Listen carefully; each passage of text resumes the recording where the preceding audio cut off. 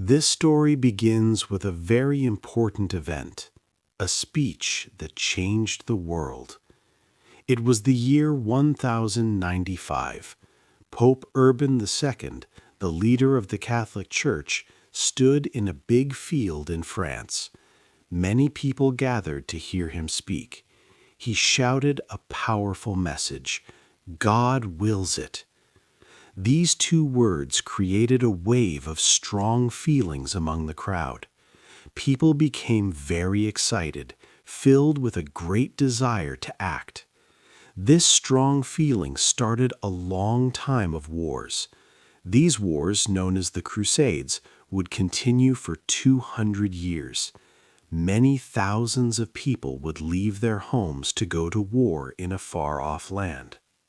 But we must ask, why would so many people leave their everyday lives? Why did thousands of ordinary people, like farmers and poor workers, and even powerful nobles and trained knights, choose to leave their families and lands? They decided to walk thousands of miles into unknown dangers. Most of them knew they might face almost certain death.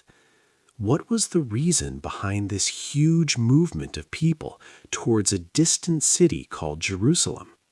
At that time, Europe was not a single united place. It was made up of many small kingdoms and lands, each with its own ruler, and often fighting with its neighbors. There was no single strong central power. The Middle East was also not united. It was a collection of different groups and empires, such as the Seljuk Turks and the Fatimid Caliphate, who often had conflicts among themselves. These divisions in both regions played a role in the coming wars. In Europe, many Christians felt a deep worry about their souls. They believed they had committed sins and feared what would happen after death. The Church taught them that fighting in a holy war could wash away these sins. Pope Urban II offered a great promise. If they joined this holy journey and fought for Jerusalem, God would forgive all their sins. This promise of forgiveness was very powerful. It gave people hope and a strong reason to join. They believed they were answering a direct call from God to fight for the Holy Land. This was the start of a long and often bloody period. People went to fight because of a moving speech, a great promise, and a very strong belief in God. 2. The First War. After Pope Urban II called for war, not only trained soldiers wanted to go. Thousands of common people, like farmers and townsfolk, joined the journey. A man called Peter the Hermit led many of them. They were not ready for such a long and hard trip. They left early, even before the main armies. On their way through Europe, they often had little food. Sometimes they fought with local people and attacked Jewish communities. When they reached lands controlled by the Byzantine Empire, they continued to loot, which angered Emperor Alexius I. He moved them across the water to Anatolia. There, a strong Muslim leader named Kilij Arslan I attacked them.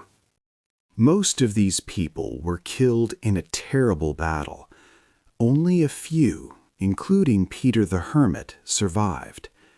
Soon after, the real armies of knights and nobles began their travel. These were trained fighters, led by important men like Godfrey of Bouillon and Bohemond of Toronto. They were more organized than the first groups. With help from the Byzantine army, they captured the city of Nicaea. Then they marched towards the great city of Antioch in Syria. The journey was long and difficult. One leader, Baldwin of Boulogne, left the main group. He went to the city of Edessa and, with local support, created the first Crusader state there. Back at Antioch, the main Crusader army started a very long siege. It began in October 1097. Inside the city, The walls were strong. Outside, the Crusaders faced hunger and sickness. Many soldiers died or left because of the hard conditions. They were trapped between the city's strong defenses and a new Muslim army coming to help Antioch. This army was led by a general named Kerboga. Just when things looked worst, the Crusaders found a way into Antioch. They took the city after much fighting, killing many of its people. Then, in June 1098, they had to fight Kerboga's large army outside the city. Even though they were tired and few, they managed to win. This victory was a great boost to their spirit. After securing Antioch, the Crusaders rested. The summer heat was bad, and many were sick. But they still wanted to reach their main goal, Jerusalem. In November, they began their final march. They arrived at Jerusalem, which was then held by a Fatimid Muslim governor, in June 1099. The siege of Jerusalem was very hard. The city had strong walls. The Crusaders built big towers to get over the walls. On July 15th, they finally broke into the city.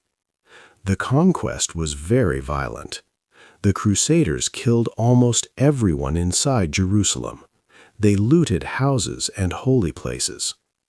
Godfrey of Bouillon was chosen as the first Western ruler of Jerusalem. A short time later, a large Egyptian army came to take Jerusalem back. But the Crusaders, though few, fought and won the Battle of Ascalon. With Jerusalem taken and their holy promise kept, most of the Crusaders went home. They left a few soldiers to guard the new Crusader states. This bloody victory set the stage for many more wars to come in the Holy Land. 50 years after the First Crusade, European leaders decided a new campaign was needed. This became the Second Crusade. King Louis VII of France and his wife, Queen Eleanor of Aquitaine, were powerful leaders. Emperor Conrad III of Germany also joined. These rulers had large armies. Still, despite their strength, this crusade completely failed. The main reason for this war was the fall of Edessa, a Crusader state. In 1144, a strong Muslim leader named Zengi captured it. He killed many Frankish people. News of this reached Europe, causing great concern. Pope Eugenius III called for a new crusade. Bernard of Clairvaux, a famous church leader, preached about it, inspiring many nobles to join. Zengi was a determined Muslim ruler who wanted to unite Muslim lands. After his death, his son, Nur al-Din, continued this goal. Nur al-Din was a capable leader. He expelled the last Christians from Edessa and made a crucial alliance with Damascus. Nur al-Din worked to bring all of Muslim Syria under his control. He made reconquering Jerusalem a central aim of his holy war, strengthening Muslim forces against the Crusader states. The journey for the Second Crusade was very hard. The German army, led by Emperor Conrad, marched through Anatolia. Local Muslim forces attacked them often. Many German soldiers died, and the army was badly defeated at Dorylaeum. Conrad was wounded but escaped. The French army, with King Louis and Queen Eleanor, faced similar problems. Their long march meant many soldiers were lost to hunger, disease, and constant raids. When they reached the Holy Land, they joined Conrad. Together, they decided to attack Damascus in 1148, a wealthy, well-defended city. The siege of Damascus was a disaster. The Christian armies could not work together. There was much disagreement and mistrust among the French, German, and local Crusader leaders. They argued over battle plans. With strong Muslim armies from Nur al-Din approaching, The Crusaders knew their position was hopeless. Their divisions forced them to retreat without capturing Damascus. This major failure, despite powerful monarchs, weakened the idea of crusading for years. 4. The Great Loss. A powerful new leader rose in the Middle East. His name was Saladin, a Kurdish general. He worked to unite the Islamic world, bringing Egypt and Muslim Syria under his control. Saladin saw the Christian Crusader states as an enemy. He wanted to push them out of the Holy Land. For many Muslims, he was a hero. For the Crusaders, he became a strong foe. A truce, a peace agreement, was in place between Saladin and the Crusaders, but Renaud of Chatillon, a Crusader lord, broke it. In early 1187, he attacked a Muslim trade caravan. Saladin became very angry. He quickly gathered his large army from across his empire and prepared for war. The Crusader army, led by King Guy of Jerusalem and Raymond III of Tripoli, began to fight. They marched for a long time in the hot summer sun. The soldiers were tired and, most importantly, very thirsty. Their leaders made a poor decision, leading them away from water. On July 4, 1187, Saladin's army met the Crusaders at Hattin. It was a terrible defeat. Weak from thirst, the Crusaders could not fight well. Many were killed or captured. Saladin executed Renaud of Chatillon and the Knights Templar and Hospitaller, but he spared other leaders, including King Guy. After this great loss at Hattin, the Crusader kingdom had almost no soldiers left to defend itself. Many Christian towns and castles quickly fell to Saladin's forces. The way to Jerusalem was open. Saladin marched on the Holy City. On October 2, 1187, after a 12-day siege, Jerusalem surrendered to Saladin. This time, there was no terrible massacre like when the Crusaders took the city in 1199. Saladin allowed many Christians to leave safely. He showed respect for holy sites for all religions. This was very different from the earlier capture of Jerusalem. The Christian world was shocked by this great loss. Their holy city was again in Muslim hands. This big event prepared the way for a new, very famous crusade as Europe made ready to fight back. 5. Richard and Saladin. After Jerusalem fell, Christian leaders in Europe felt a deep shock. Pope Gregory VIII called for a new holy war to reclaim the city. This became known as the Third Crusade.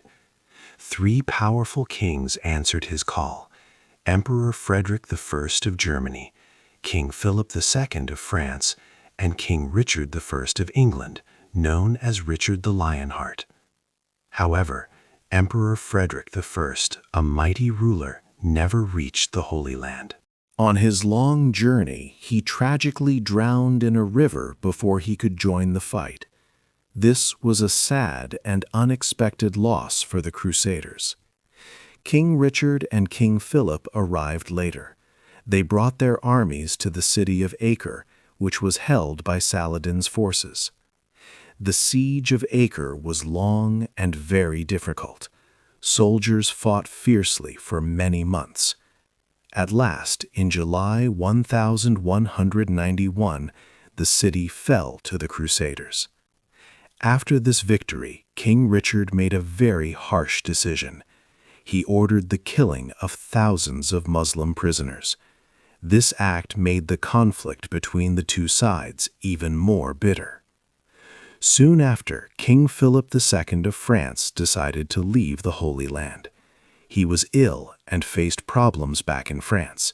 So he sailed home, leaving Richard the Lionheart to lead the crusade alone.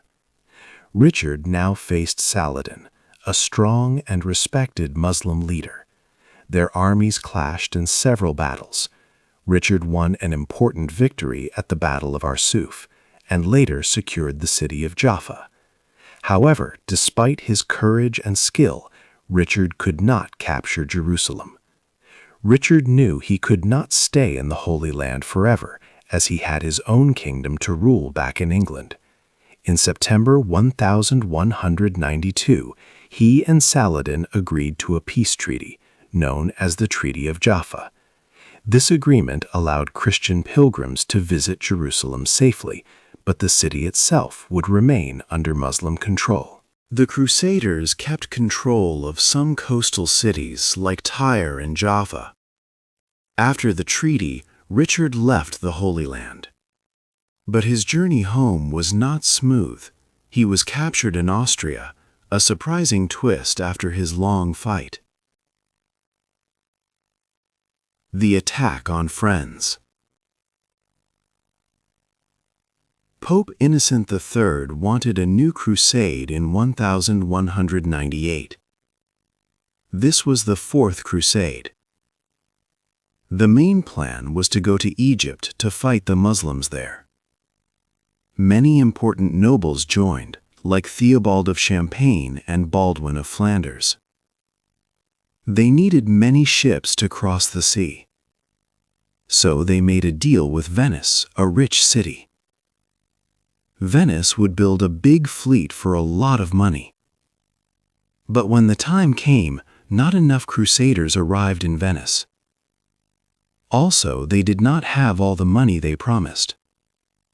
The Venetians had spent a lot to build the ships and were angry. The leader of Venice, Doge Enrico Dandolo, had a new idea. He told the Crusaders they could pay their debt by attacking the city of Zara. Zara was a Christian city, and its king was also a Crusader. This was a very strange request. The Pope told them not to attack Zara, but the Crusaders did not listen. They attacked and took the Christian city in November 1002. This was the first bad turn for the crusade. While at Zara, another offer came. A prince named Alexios Angelos asked for help. His father, Emperor Isaac II, had lost his throne in Constantinople, the greatest Christian city in the world. Alexios promised to give the Crusaders much money and troops if they helped him get his father back on the throne. Again, the Pope said no, but the Crusaders agreed. They changed their path again. In June 1203, the Crusaders reached Constantinople. They attacked the city. The emperor fled, and Isaac II and Alexios IV became emperors. But they could not pay the Crusaders all the money they promised. The Crusaders became angry and decided to take the city for themselves. In April 1204, they attacked Constantinople again. This time, they entered the city. The Crusaders caused terrible damage. They killed many people, stole great treasures, and destroyed holy places. They were supposed to fight Muslims, but instead they attacked and ruined a Christian city. The Byzantine Empire, a strong Christian land, was badly hurt and never truly got its power back. Greed for money and power had replaced their religious goal. The Fourth Crusade became a story of betrayal and destruction, not a holy war. 7. The Last Kings. The story of the Crusades continued with a strange turn. This was the Sixth Crusade, led by Emperor Frederick II. Frederick was a powerful ruler. He had promised to go on a crusade, but he became sick and had to return home. Because of this, the Pope, Gregory IX, removed him from the church. Frederick was now excommunicated, meaning he could not receive holy rites. However, Frederick still went to the Holy Land in 1228. Many Christian knights, including the Templars, refused to fight for an excommunicated leader.